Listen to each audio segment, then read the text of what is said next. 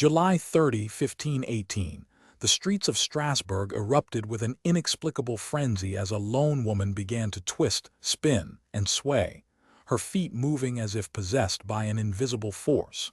Within days, that solitary dance had ignited a contagion of movement that swept through the city's market squares, taverns, and narrow alleys, compelling hundreds to dance without rest, some until they collapsed from exhaustion, others until they died. This was no carnival, no religious rite, and certainly not a celebration. It was the infamous dancing plague of 1518, a bewildering episode that still haunts medical historians.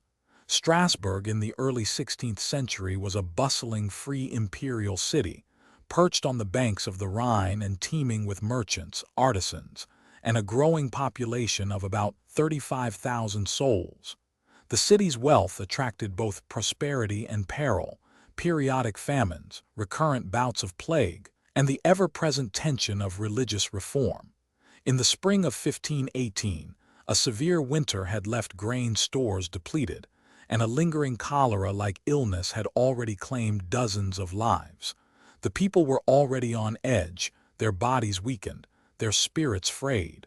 On that fateful summer morning, a woman known only as Frau Trophia stepped into the bustling market and began to move. She twirled in a rhythm that seemed to echo the lutes and drums of the local festivities, yet there was no music, no audience, only the bewildered stares of passers-by. Within hours, 2 more women joined her, then a baker, then a group of laborers.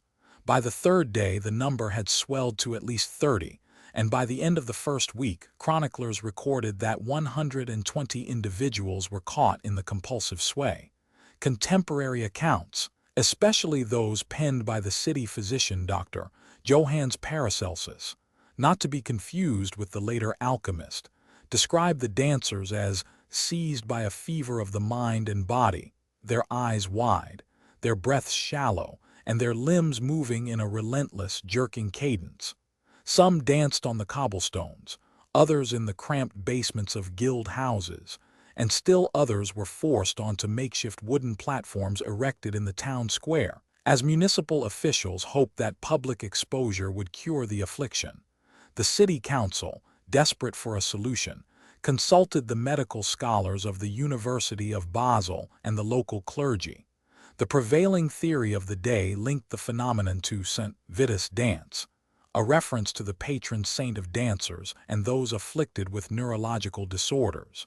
In the medieval mind, such a condition was often interpreted as a divine punishment or a demonic possession, prompting the council to order both prayer vigils and a public cure, involving music and dance. Ironically, musicians were hired to play drums, flutes, and viols, while the afflicted were encouraged to continue moving, the belief being that exhaustion would purge the evil spirit. As days turned into weeks, the numbers ballooned. By the third week, estimates range between 200 and 600 participants, many of whom were women of childbearing age. The dancing persisted despite the scorching heat of July and the arrival of a sudden thunderstorm. Some dancers collapsed from sheer fatigue, their muscles torn, their lungs gasping. Others suffered severe injuries, sprained ankles, broken ribs, and in the most tragic cases, heart failure. Chroniclers note that at least 15 individuals were found dead on the dance platform, their bodies twisted in grotesque, final poses. The city's attempts to contain the outbreak grew more desperate. A municipal edict in early August ordered that any resident who stopped dancing without divine permission be imprisoned, while those still moving would be provided with additional food and water. The edict reflected a paradox. The authorities recognized the dancers as victims of an uncontrollable malady, yet they also feared the spread of contagious madness. In an effort to investigate, the council summoned a panel of physicians, including the renowned French surgeon Ambroise Paré, who traveled to Strasbourg to perform what could be considered one of the earliest medical autopsies on a dancing victim. Paré's post-mortem examination, recorded in a terse Latin notebook, described the heart swollen beyond its normal size, lungs congested with fluid, and a brain that appeared overstressed, as if the very faculties had been driven to the brink. He noted no signs of external trauma, no evidence of toxins or poisons, and no obvious lesions in the cerebellum that might explain involuntary movement.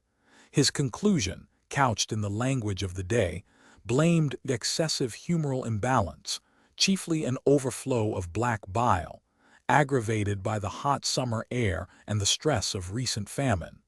Modern scholars interpret Poiret's observations as a classic description of severe dehydration, electrolyte disturbance, and the physiological collapse that can follow prolonged, uncontrolled exertion.